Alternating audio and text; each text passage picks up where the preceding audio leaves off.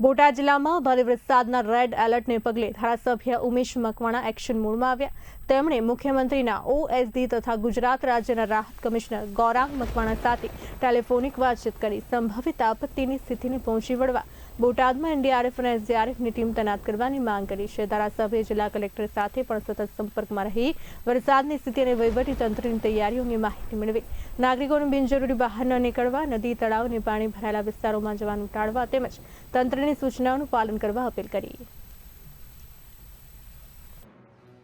આજે 31/7/2026ના દિવસે ગુજરાતના ઘણા બધા જિલ્લાઓની અંદર રાજ્ય સરકારના હવામાન વિભાગ દ્વારા રેડ એલર્ટ જાહેર કરવામાં આવ્યું છે, જેમાં આપણો બોટાદ જિલ્લો પણ અતિ ભારે વરસાદના રેડ એલર્ટ જાહેર કરવામાં આવ્યું છે।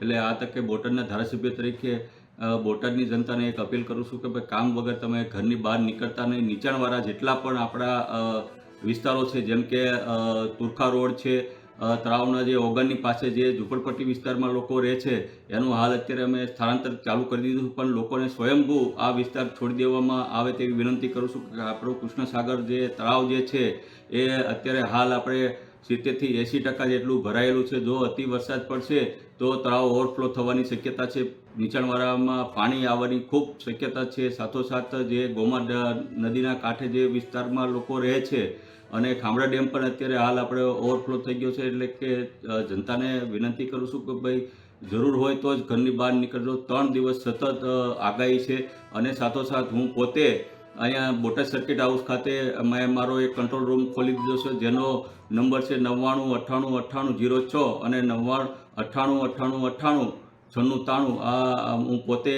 કંટ્રોલ રૂમમાં સ્ટાફ સાથે 24 કલાક